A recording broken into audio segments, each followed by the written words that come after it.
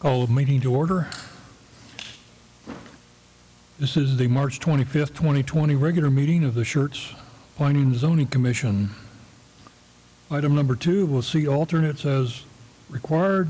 We have seated tonight Mr. Sellers and our newest alternate, Mr. Platt, who gets to sit out in right field. So, but welcome. Yeah. Hearing of residents, I don't see anybody. Did anybody sign up? No, okay, nobody signed up. Item number 4, consent agenda. 2 items tonight. First are the minutes from the February 26, 2020 regular meeting. Item B, PC 2019-037, consider and act upon a request for approval of a final plat of the Parkland Subdivision Unit 2A, an approximately 35-acre tract of land generally located approximately 1500 east of the southeast corner of Eckert Road and Frobese Road intersection, City of Schertz, Guadalupe County, Texas. Commissioners, do we need to pull either of those for discussion? I guess not. Do we have a motion?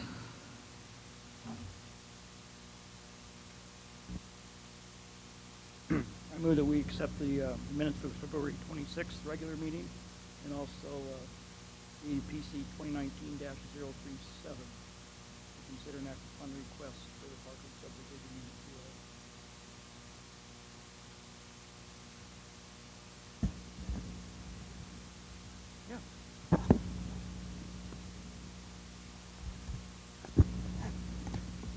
Let's try this again.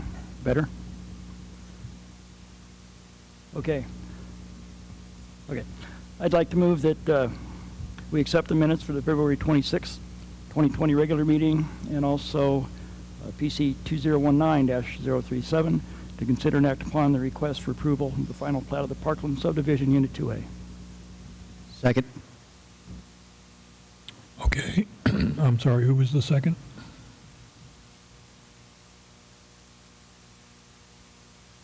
Like the mayor said last night, social distancing. Okay. So I have a motion to approve the consent agenda as listed from Commissioner Haynes and a second from Commissioner Sellers. Do we have any discussion? Not, I'll call for the vote. Aye. Aye. You, Ricky, we'll just go that way. Aye. Aye. Aye. Yeah, we're just doing, yeah. So I was wrong. It is a little confusing because normally we come back, but that, anyway, where were we? Well, that's 6-0. 6 ayes, no nays, motion passes. Item number 5, we have a public hearing this evening. Special use permit 2020-001, hold a public hearing, consider and make a recommendation on a request for a specific use permit to allow a convenience store with gas pumps on approximately 2 acres of land, more specifically described as the southeast corner of FM 3009 and Rips Chrysler, City of Schertz, Guadalupe County, Texas.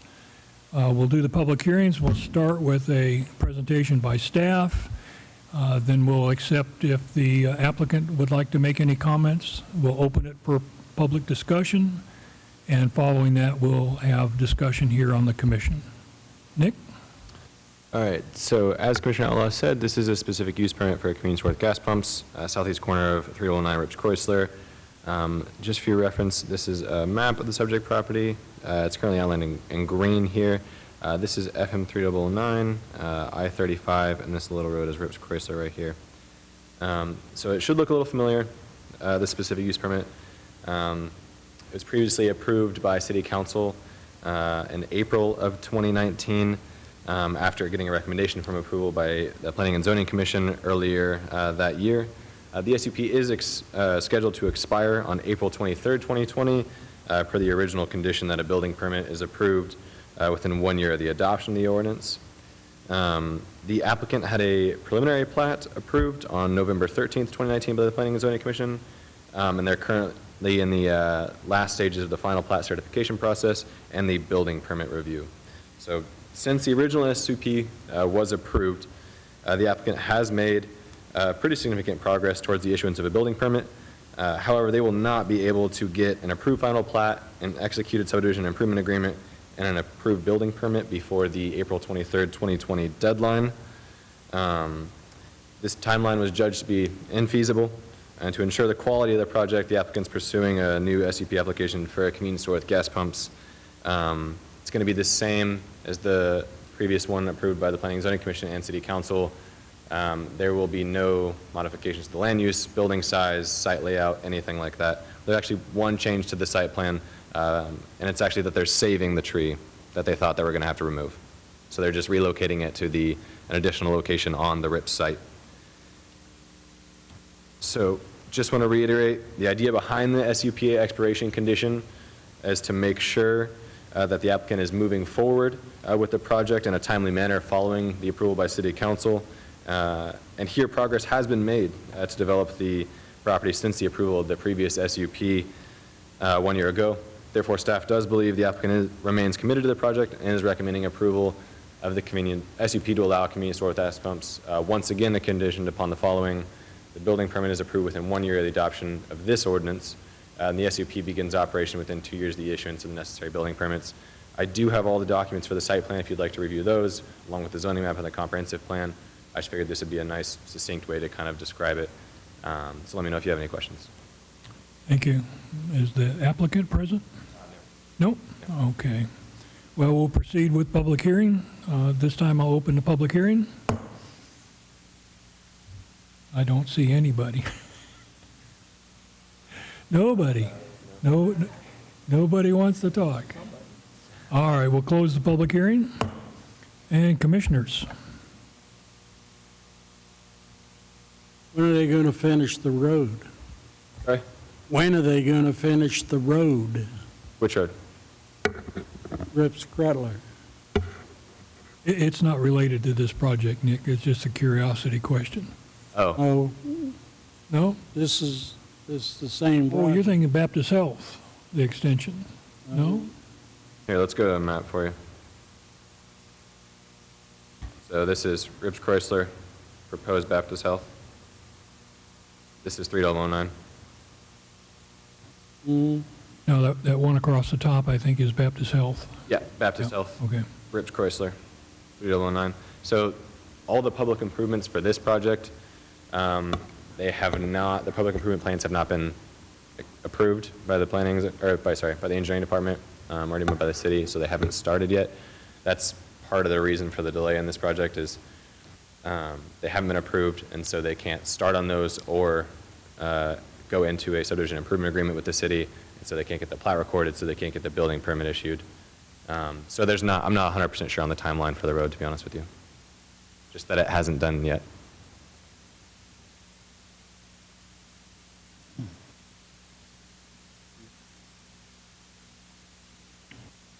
Mr. Sellers?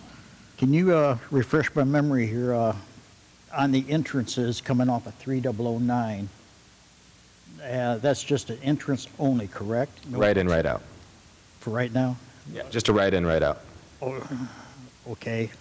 Is there any way that they're putting signage up or anything like that to make sure the motorists know that they are not to exit out there onto 3009?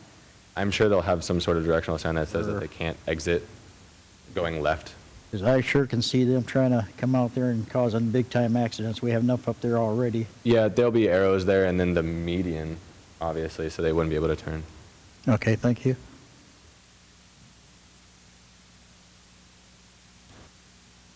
Anyone else? Okay, this is picking the scab off the old wound. That driveway onto 3009 expressly violates our Unified Development Code. And So what was that?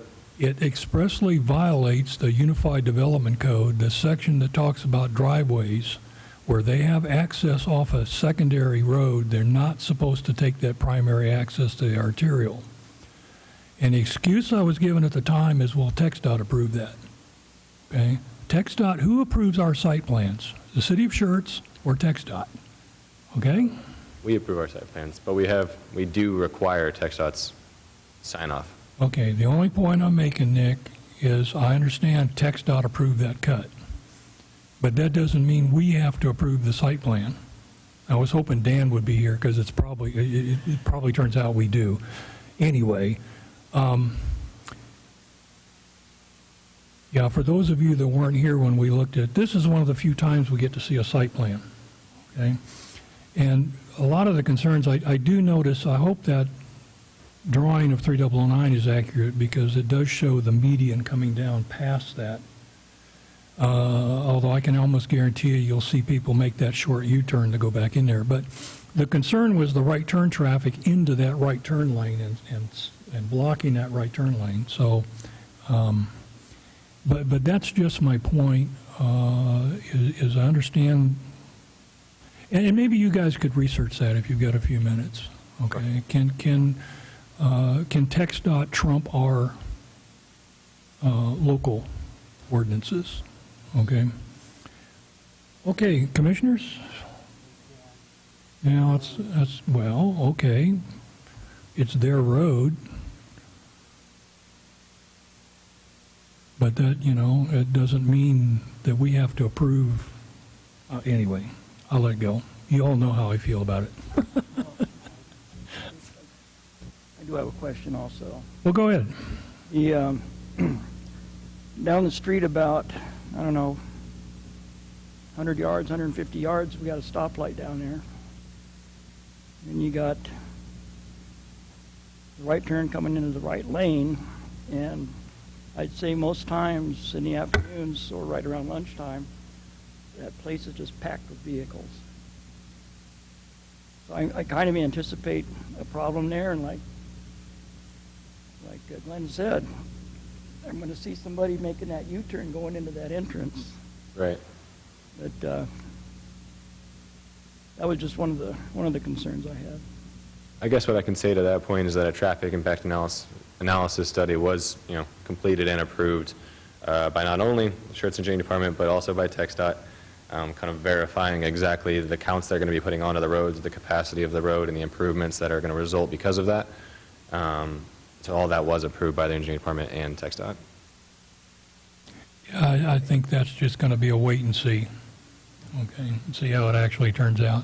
I think you mentioned one particular reason, but just curiosity why they're so far behind in clearing the property. You mentioned something about the roads, but what else is going on up there? So they have, it's not necessarily, they've been going through the plat process since last summer. So the SCP was approved, April 2019. They entered into that preliminary plat application in the summer. They had a lot of coordination with TxDOT on the preliminary plat. So the preliminary plat was for the not only, I wonder if I can get a whole map for you. I'll go back to this one. So it was not only just for the one right on the corner where this actual gas station is going to be, just this one lot, is for the entire 150-acre parent tract, which is the entire RIP subdivision, Right. which has, Wiederstein going through it. It has the extension of Baptist Health all the way down. Rich Chrysler comes up through it.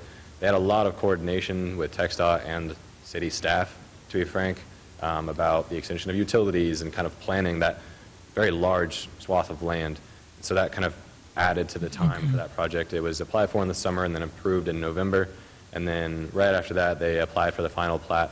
And they're in the final stages of that, just with the last portion of the full stormwater management plan. They are in the final stages of the building permit comments, too. So. Okay, I guess I didn't think about that. So this particular lot is not platted by itself. It's all part of that big plat we looked at. Right, so we do have the requirement that you have to preliminary plat all contiguous portions of land under the same ownership. So under that requirement, they had to plat the entire Rich property instead of just that one lot. Right, I remember seeing that, so thank you. Commissioners, anything else? Yeah, there's also an issue with that private drive there, right? On the RIPS property? Didn't we want to put a decel lane in there, and there's something to do with his driveway? Right here? Yeah, I believe so, yes. yeah, so I don't know if we could get maybe a larger decel lane in the future, but today I don't think we can because of that driveway. Right. And, all these other comments are okay about, the right in, right out, but there's no way in the world that you can prevent dumb decisions by dumb drivers. It's just going to happen. And if somebody wants to run across that curb, more power to them, you know, but you can't prevent dumb drivers from making dumb decisions. It's just not going to happen. So, and then the other thing is that Rips Chrysler is going to be open all the way to Wiederstein. So that's going to relieve some of that traffic in there. And also when is it Baptist Health or when that street's extended, that's going to take a lot of pressure off 3009 too. So there's promising actions in the future that should reduce the congestion in that one particular corner. I hope. We hope so too. Anything else? If not, Chair will entertain a motion.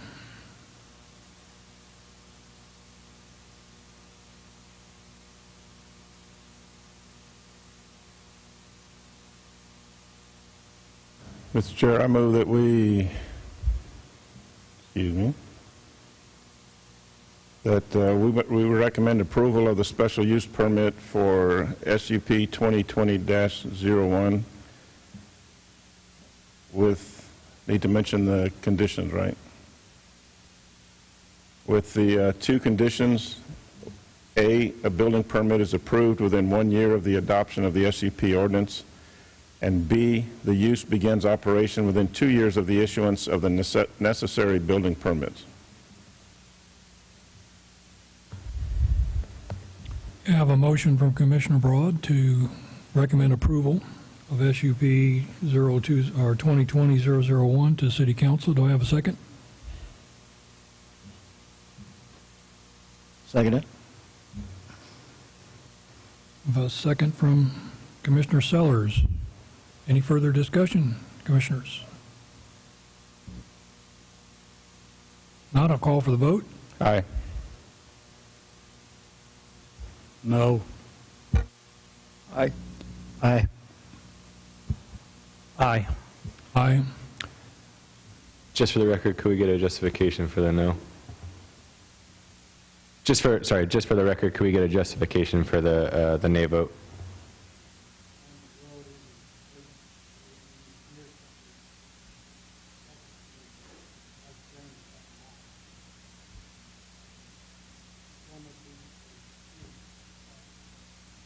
Traffic congestion.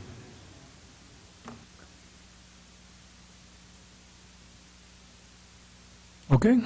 All right, we'll move on then. We have items for individual consideration. 6A, PC 2020-003.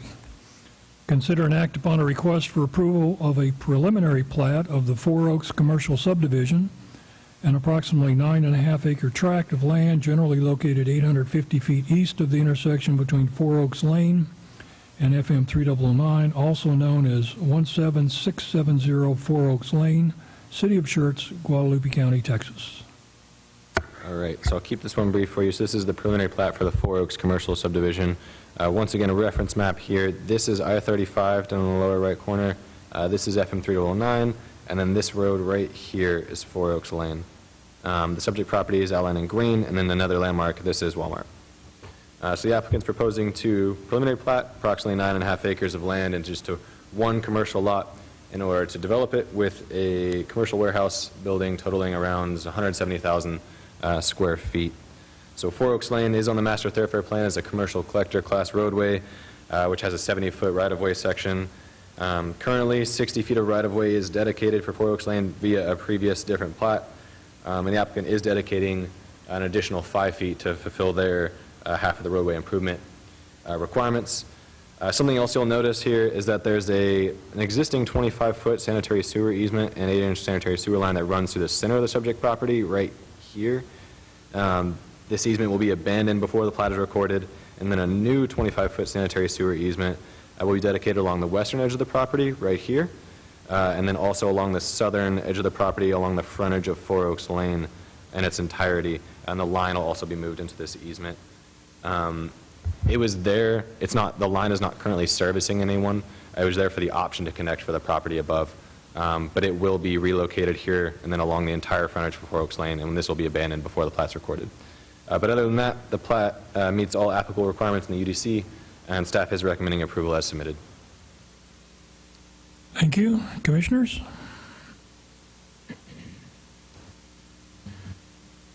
Nick, you said that there's a donation of 5 feet for road improvement, Or for right-of-way, not necessarily improvements. for right-of-way? Yeah. Okay. This is I think it's high time that we get something built on this lot. It's been an eyesore for a long time. I wish there was something else besides a warehouse, but to have the lot developed, I think it's way beyond time to get this thing done.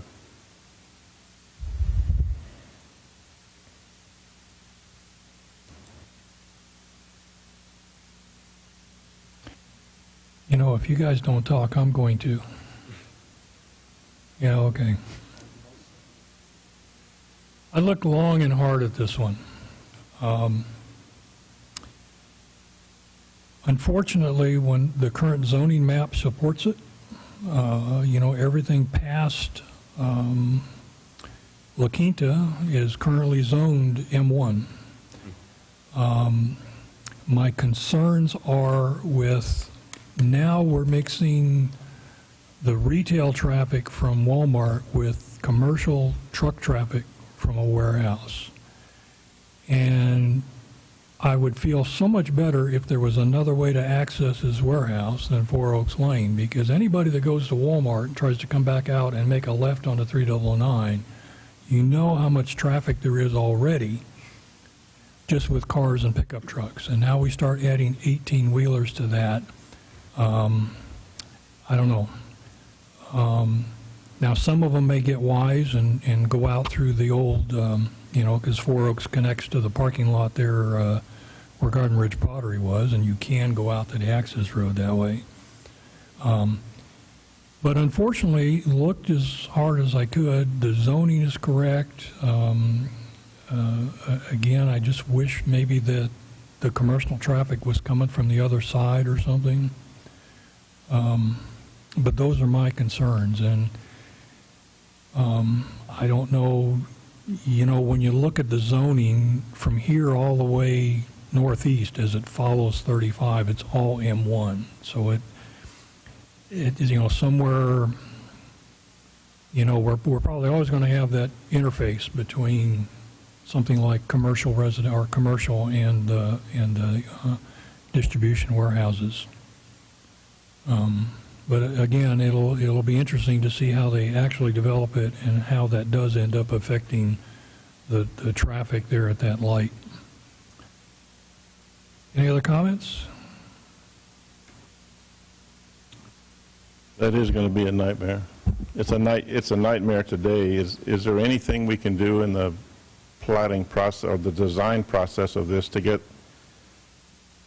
the warehouse situated where those trucks or whatever is going to come in and out of the warehouse to come in through the east side instead of the west side, and use, like the chairman said, use the Garden Ridge lot to enter and exit.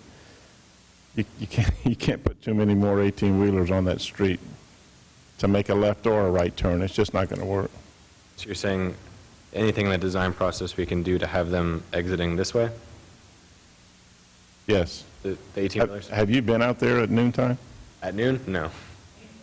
Well, not now. It's not going to work because everybody's home. But there are cars lined up to the La Quinta driveway on a regular basis, trying to get out and turn left onto 3009.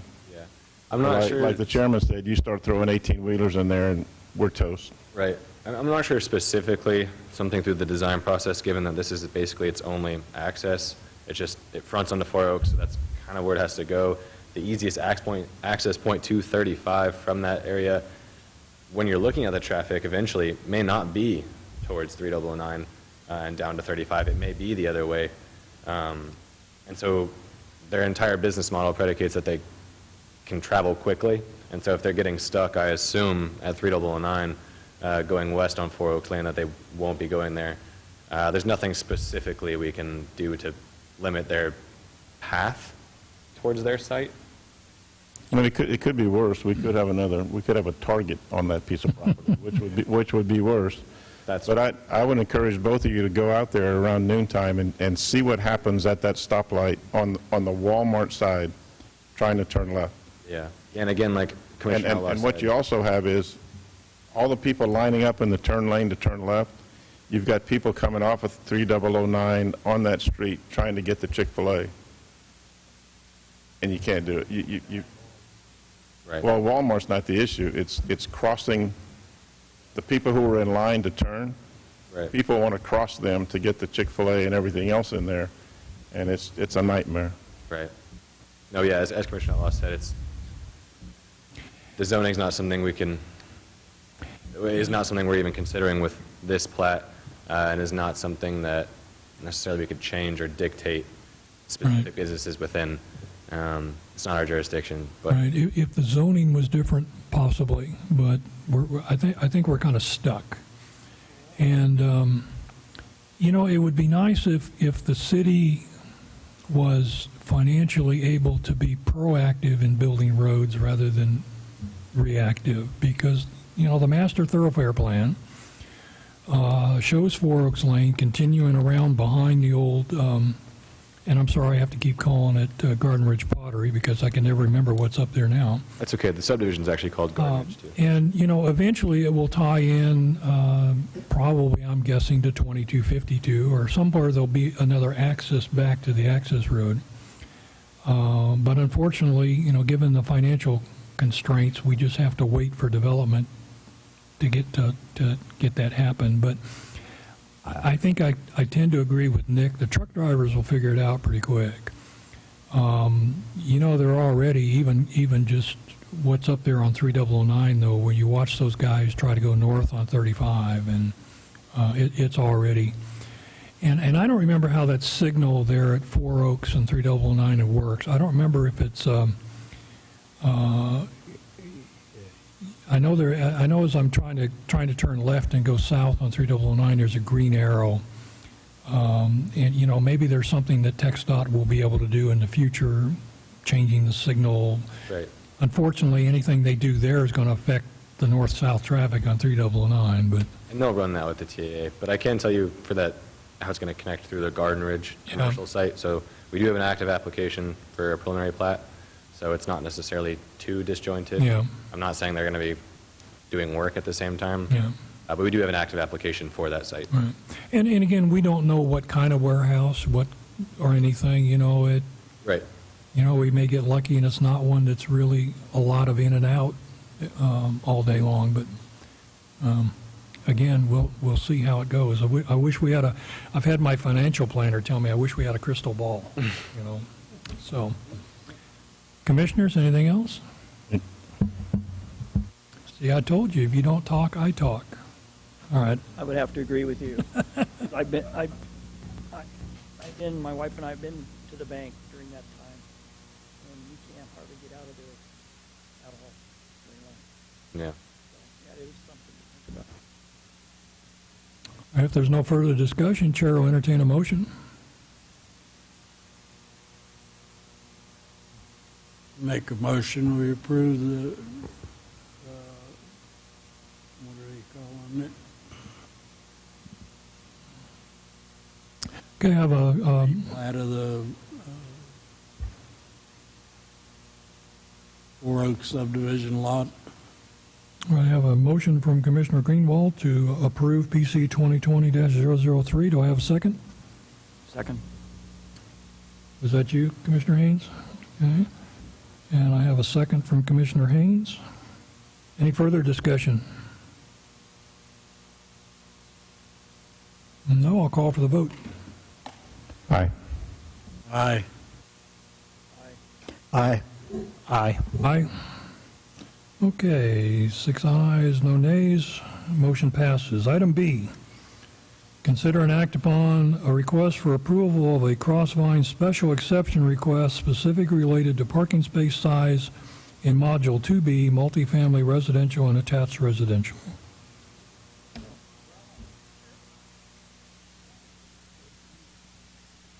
Try to dry it off. Good evening, Commissioners. So Schertz 1518 Ltd., otherwise known as the developer of Crossvine, has requested a special exception to a mandatory design requirement within Module 2A, the multifamily residential and attached residential portion of the Crossvine subdivision. So I know that sounds a little different. I did make an error on the staff report. It is Module 2A, not 2B. Okay. Specifically, the request is to allow a maximum of 341 of the total potential required 601 parking spaces to be 9 by 20, and the remaining 260 to be 10 by 20. The Crossvine PDD development standards did not modify the parking requirements, so it does revert back to our current UDC requirements, which is 10 feet wide by 20 feet long. Per the request letter that was provided by the applicant, the reduction in size will allow the developer of the multifamily and attached residential area to provide covered parking for a number of the spaces. The reduction in size to 9 feet wide spaces allows for the efficient placement of the support structure for the covered parking. Accommodating 10 feet wide spaces in a covered parking structure does cause some additional challenges. So I want to preface this screen with it is the conceptual site plan. So what you're seeing right here has not been reviewed and approved by staff or anything like that. It's just a visual representation of what the site could look like. So at the top of the screen, you see that it is on the corner of Lower Seguin Road and Hollering Vine Drive. It's approximately 756,858 square feet. And with the current layout, they are proposing 168 one-bedroom units, 128 two-bedroom, and 32 two-bedroom attached residential units. So on this exhibit, the 9 by 20s that are proposed are identified in the orange, and the 10 by 20s are identified by the blue. So the Crossvine Subdivision PDD provides the ability to grant special exceptions to design requirements in certain circumstances. The special exception request would be classified as a design standard special exception since it impacts the application of a design standard, that 10 by 20 parking space UDC requirement. A design standard special exception can be classified as either major or minor, depending on the scale. So the big difference between a minor and a major special exception, a minor special exception can be reviewed and approved administratively by staff. If it's deemed to be a major special exception, that's when it comes to you guys for P&Z approval. So a design standard special exception can be one of those two. It can be minor, it can be major. It's truly, it depends on, does it lessen or decrease the applicable design standard? So since we have a requirement that says 10 by 20 and they're trying to decrease that to a 9 by 20, it falls as that major, and that's why it's bringing forward to you guys tonight. So when staff was doing their review and kind of our analysis, the first thing we looked at was obviously the overall design concept of Crossvine, the multifamily portion that's going to be Crossvine, and then also kind of the surrounding cities and the target cities, what they require. So as you can see on the screen, it was also provided in the staff report, the surrounding cities and the majority of our target cities that we did the research on all allow a 9 by 18 or a 9 by 20, which is less than what we require currently. So based on that, the 9 by 18 is actually 38 square feet less than what we typically require. With that, you know, it does increase the impervious coverage, which at some point you increase the impervious coverage that's required by requiring the 10 by 20 spaces, so you get less landscaping area so they can meet those parking requirements. Based on some research that I did today, the current UDC regulations for the 10 by 20 were adopted in 2009. So from 1996 to 2008, we actually allowed 9 by 20 spaces. And then when the UDC got the major overhaul in 2009, that's when it went to the 10 by 20s. From everything that I have been told and researched, that requirement was put in place to try to accommodate the larger vehicles that were appearing in Schertz, to try to make it a little easier for people to maneuver and park. Although the current request would decrease the parking space width, it is by only 1 foot, and they're not requesting to decrease the length of the space. So they'd still be getting that 20-foot space in depth, just 1 foot less in width. Additionally, just to point out, this request is isolated to just the canopy at the Crossvine, which is the multifamily attached residential. It wouldn't be applied to the rest of the Crossvine or any other future modules, anything like that. It's specifically just for the multifamily and attached residential. So based on the developer's request to still provide 260 parking spaces of the 10 by 20, it does appear that there would still be ample spaces available for the larger vehicles for any residents that were to reside at the canopy. Additionally, since Crossvine's not requesting to decrease the number of spaces, they'd still provide the 601, just some at the reduced size. There'd still be adequate parking for the overall development. Additionally, the added benefit in the reduction in the amenity for the residents of the covered parking spaces is definitely a plus and something that we don't see in a whole lot of shirts. So since the design element special exception is considered a major special exception, that's why it's being heard tonight by the P&Z, in order to follow that correct and accurate approval tract established by the PDD development standards. Unfortunately, those development standards don't specifically outline what you guys need to review as the criteria for approval. So since they don't, on the staff side, we would definitely suggest looking at the overall unique character of Crossvine, the conceptual layout of the canopy at the Crossvine, and then also the analysis that we did kind of outlining the benefits of allowing the 9 by 20 and just the overall recommendation by staff. So staff is making a recommendation with the caveat that it is for the Module 2A, so it's specifically just for Module 2A, and it would be to allow a maximum of 341 parking spaces at the 9 by 20. So during the site plan phase, if they come in and try to do 400 at 9 by 20, we're going to tell them, if this got approved, nope, max you can do is 341. Everything else that to meet your required parking has to be 10 by 20. So Bradley with Crossvine is here.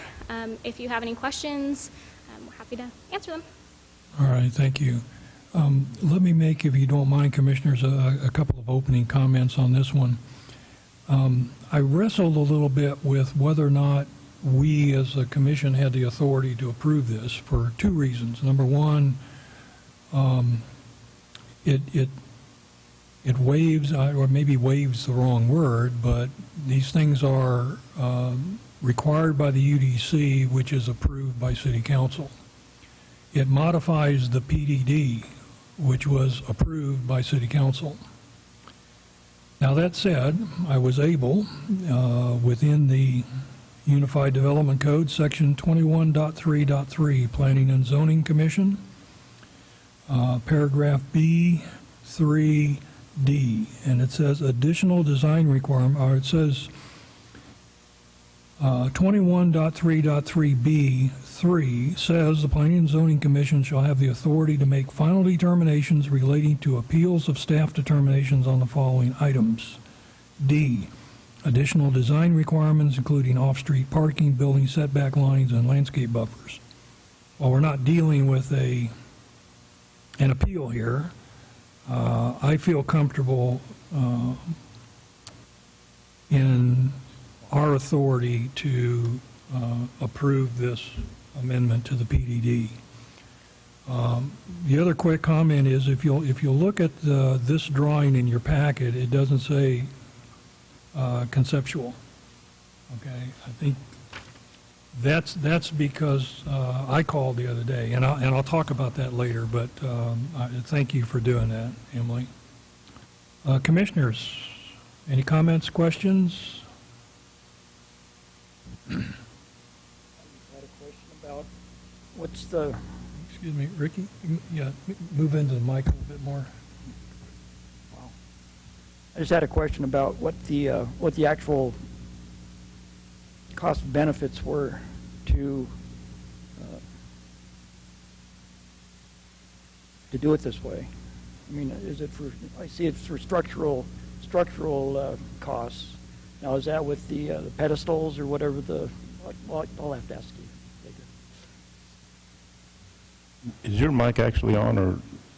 I don't know. The volume sounds pretty low when people are talking. I don't know if it's. It's hard to hear. Is the green light on? It is? It's on. I can barely hear you. I can't get it much closer. Commissioner Haynes, I think that your question is about the cost benefit and how that affects. So the stretches where you have the orange and the blue mixed together, that's covered parking. And the structures that the developer of this project uses require posts that are set it skips 2 spaces, and those posts take up about a foot. So the blue and the orange stretches are covered, and that is the covered parking that he uses in all of his projects, and that's where he would have to find another product, something that he wouldn't be sourcing for his other projects, and he said he may have to have something custom designed that doesn't have a center pole that actually goes between the cars. Does that answer your question at all? Yeah, so basically, you're going to have, are all of the support structures going to be the same distance apart, or are there going to be? The way that just looking at the footprint here that the architect has laid out, it looks like it spans 2 parking spaces, and then there are then there are support poles, and then you have a 9-foot wide space. I believe they take up half a foot. That's what the architect told me. So that's why they cut into the 9-foot spaces become shrunk by a foot. I was just curious because I've lived in situations like this before, and if you think you're pulling into a 10-foot space, you're pretty good. But if you're thinking you're pulling into a 10-foot space and it's only 9-foot space, you're going to have a problem. So I was just curious how it was going to be set up, if they were all going to be Equally equidistant spaced. from each other, or if you're going to have a 9-foot or an 18-foot span, or how that was going to work. I believe that they do intersperse 9 in between the 10-foot spaces. That's what's been explained to me, is that's what the system calls for. So I don't know, somehow people manage to not run into it at their other projects. Okay, it's really none of my concern. I was just kind of curious of how that was going to be done, and what the cost benefit was going to be.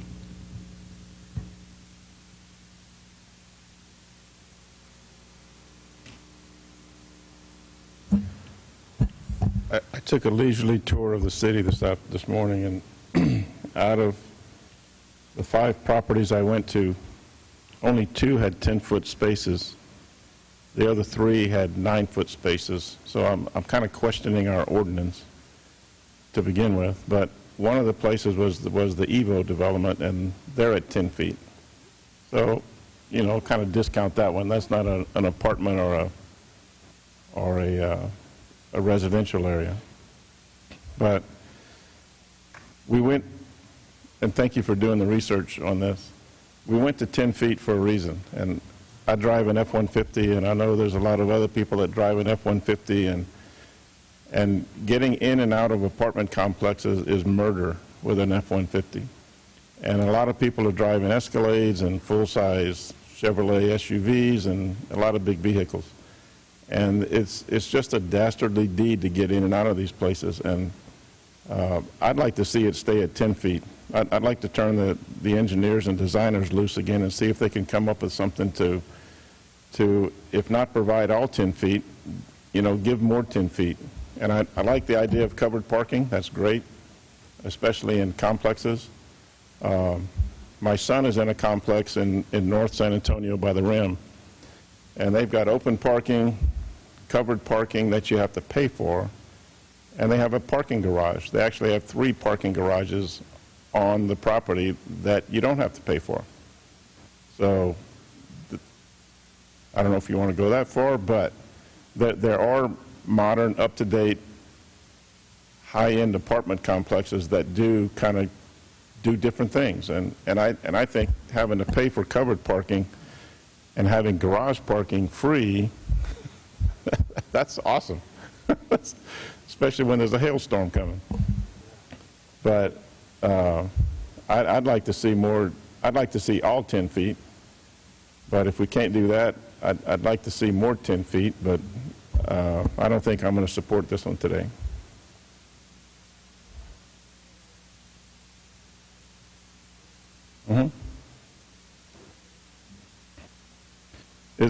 The 601, is that our requirement?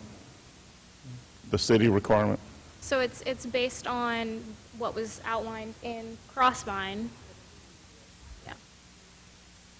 The answer is yes. If you do the math, 601 is our number. yeah, it's 1.5 for every one bedroom, and it's 2 for every 2 bedroom. They don't have any 3 bedroom, and then you add 5% for guest parking. I did the math. It's 601. Yeah. Okay. Trust me. Oh, it's going to get better. I didn't not trust you. It's going to get better. Anybody else? Okay. Commissioner Platt, go ahead. I just want to voice a concern here that this request is to amend the PDD and a city ordinance for the profit of a private company, simply for the profit of a private company. I think from the staff side, we would argue that having covered parking is an amenity for the residents that would be, Schertz residents. So it does benefit the residents that would live there as well. And I, coming from an apartment complex before I bought my house in Schertz, it is a great benefit, and there are elderly people and people with special needs that will benefit from this greatly. But are there any other options that can be utilized that meet the code or meet the standard that we don't have to amend it, again, for the profit of a private company? I don't think that's something staff can answer. It's something that, depending on the outcome of this meeting, is going to be up to the Crossvine team to determine if, they're just going to scrap the covered parking altogether, or if there is another alternative that they could use.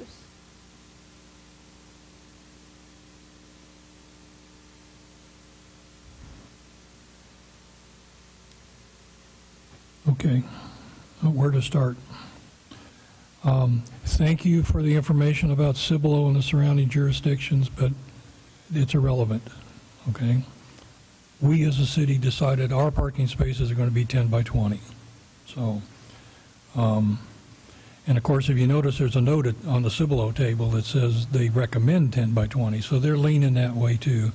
And as an older driver, I appreciate the 10-foot wide space. I do. And it's really noticeable when you go to the Forum or you go somewhere outside of Schertz and all of a sudden you're back to the 9 by 18s. You notice it really quick. I talked with Emily on the phone the other day because when I looked at this conceptual drawing, there are actually 615 parking spaces on here. There are 202 10 by 20s and 349 9 by 20s. And I think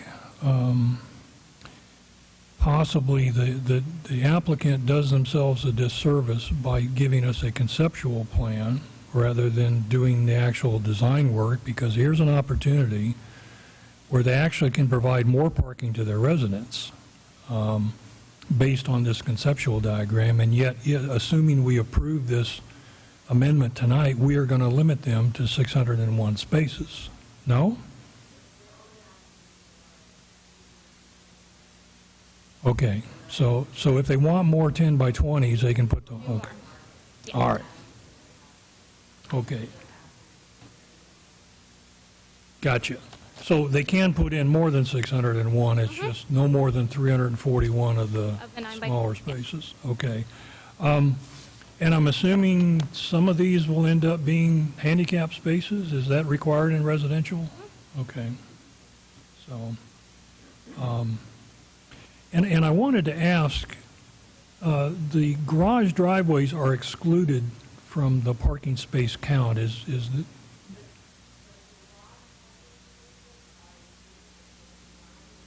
yes.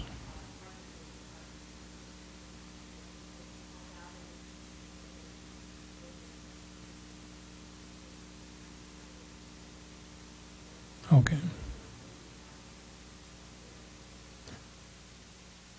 All right. I just thought possibly there was going to be some restriction that you couldn't park in your driveway. You had to park in the garage or something like that. Okay. All right. Okay. So again, there's actually 64 more parking spaces. Okay.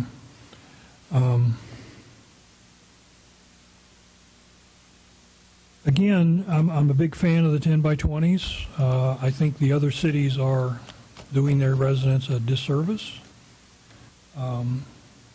And I will, well, you never say never, okay? But I can't see myself ever supporting a reduction in those dimensions. Now, that said, this is kind of a resident's choice, okay? It's not like me going to Evo and parking in a 9 by 18 or a 9 by 20. And to answer your question, Commissioner Broad, I think I'd have to know exactly where you went, but we have grandfathered places in the city. And I'm assuming HEB is one of them, probably. Yeah, so I actually looked up a couple of the apartment complexes in Schertz. So like Moore was done in 2002, so before, most of them were done before the 10 by 20 went into effect. But where I was going with this, you know, this is an apartment complex where someone has the choice. They can rent here, or if they don't like the parking, they can go rent somewhere else. It's not like me trying to go to Walmart or to Evo, or I just see it as being a little bit different. I want to be careful, though, that we don't get to the point where this becomes a routine. I understand where the applicant is coming from. The design, the covered parking design that they want to use, and if you think about it, you know, you're going to have those support pillars, and it's just, you know, you've only got so much space between them, and to try to fit parking spaces under them. I mean, there are other things. There's cantilevers, and there are other ways to do it. So I think in response to you, Commissioner Platt, there's a couple of things. Part of it is the economic impact to the applicant. Certainly if they have to go find a new product, it may or may not be more expensive for them. They may end up not being able to provide the I don't know. But on the other hand, you know, there's also the it's not, they're not coming to us just because of the cost of changing the project. Part of it is just the technical feasibility, and I'm not an architect, so I don't know what's out there in terms of covered parking. But again, I'm leaning towards seeing this as exactly what it's being called, a special exception that would only impact the folks that live here. It's not going to impact the majority or the of the residents of Schertz. This is a unique situation that that, you know, we may see again in other projects, but for right now, it has a very limited impact. So, commissioners, any further discussion? I'll entertain a motion. I do have one question. Go ahead. Do you know if, will the covered parking areas be, like the chairman said, like a cantilever design, or will there be posts in the back and the front? Because if it's a four-poster setup, that makes it even worse. If it's a cantilever, that makes it better. But a four-poster, that's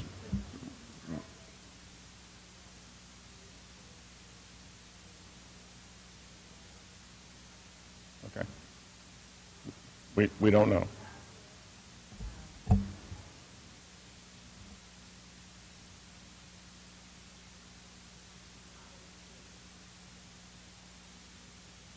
Thank you. Actually, sorry to jump in. I do have a question. So for the covered parking, like in my apartment, a lot of it is assigned. So you'll pay an extra fee per however long you're leasing the apartment, and then you have a number and a letter, and that's your parking spot. And so you get to see it before, and you're paying extra for your specific covered parking spot. Is that sort of similar to how the design is going to be for this? That's why I was asking, exactly.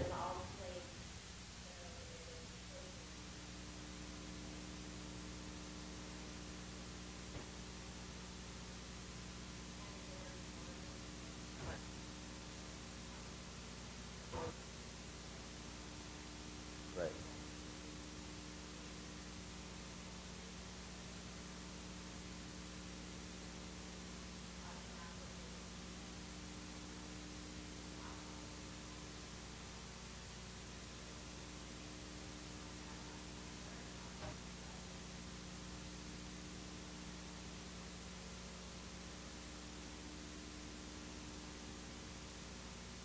The reason I ask is it kind of, to speak back a little bit towards what you were talking about with resident choice, they can either, if they like the parking, they can choose to rent here. If they don't like the parking, they can choose not to rent here. They're going to see that parking space before they even pay for it necessarily. And so no one with, like you were talking about, that likes that extra room, that has that F-150, that's not going to want a 9x20 parking space, they don't have to park in a 9x20 space. There's going to be other 10x20s afforded to them where they don't necessarily have to pay for that covered parking at all. So the options kind of speak back towards what you were talking about with resident choice. They would be assigned parking spaces, so you wouldn't necessarily choose that unless you had a car that could work with that. Just to add. Okay, so now a little confusion just set in, and no, it's not so much what you said. It's as I look at the diagram, where I see between the buildings, where I see the intermixed orange and blue, that's the covered parking? Because the question that creeps into my mind then is, why are the outer edges where we see these long, over here on the right side, there are 40 parking spaces. Why are those 9x20s and not the 10x20s if that's not being covered parking?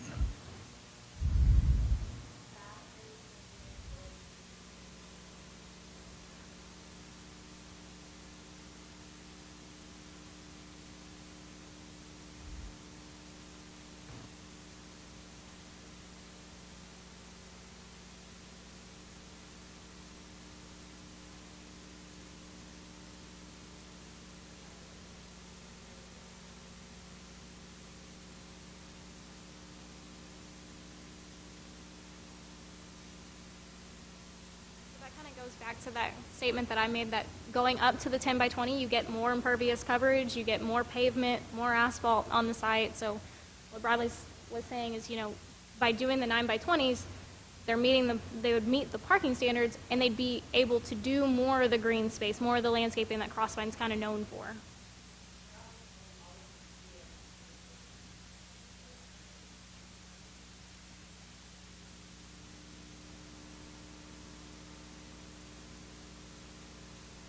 So I'm just assuming that if it was the developer's choice, they'd all be 9x20s, and that'd make it a lot easier to cover them. Now that I really look and see that you've got all those 9x20s that aren't covered, so.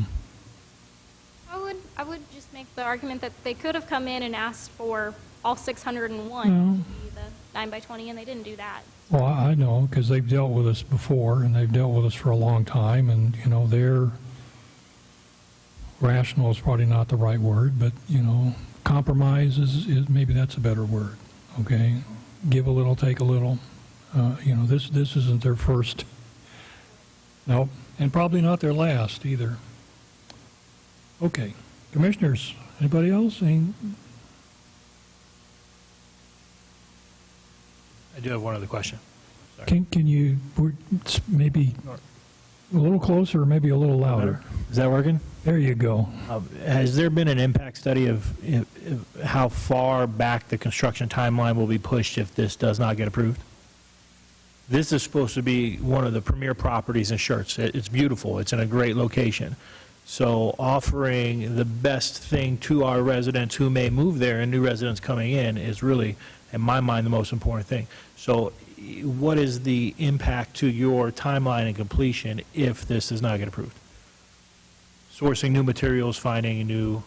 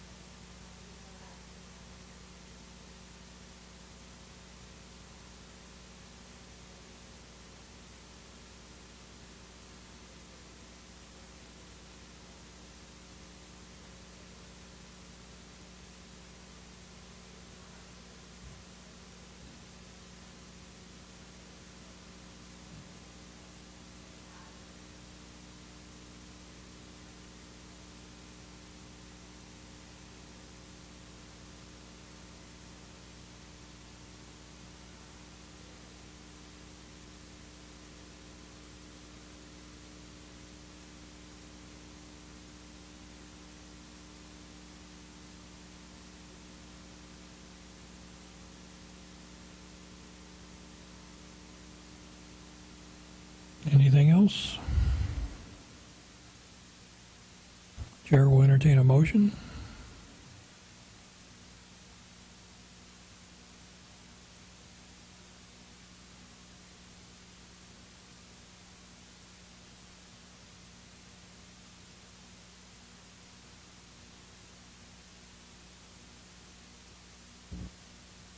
I move we we accept the request for the special exception for Module 2B there, multifamily residential, at the Crossvine Canopy. I have a motion from Commissioner Haynes to approve the request for the special exception. Do I have a second? Second. I have a second from Commissioner Greenwald. Any further discussion, Commissioners? Call for the vote. No. Aye. Aye. Aye. Aye. Aye. 5 ayes, 1 nay. And Mr. Bro, just for the record, can you identify why you voted nay? Not in accordance with the UDC.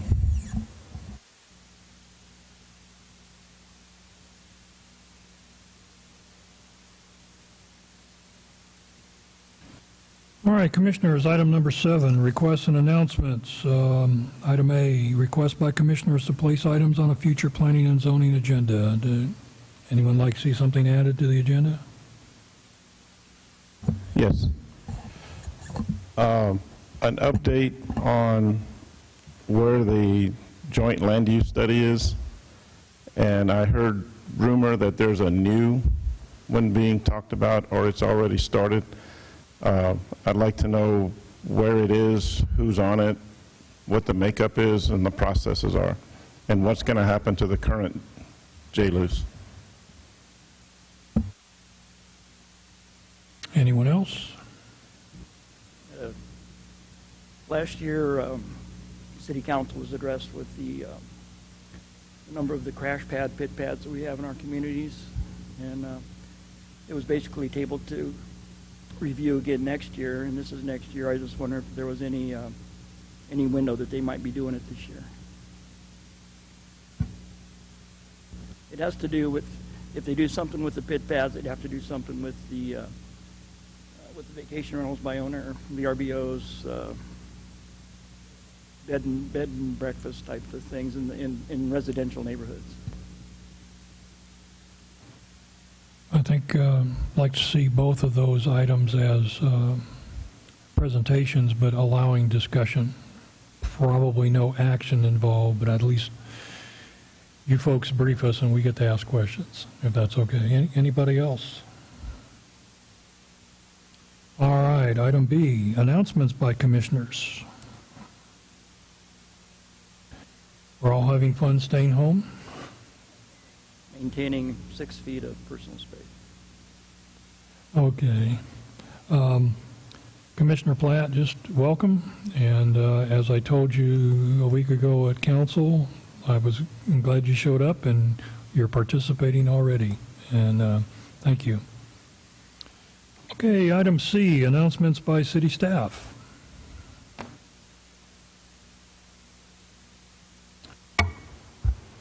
So we have 2 site plan applications, and just a reminder, we show you the site plan, we explain it a little bit, but there's no questions and answers by commission.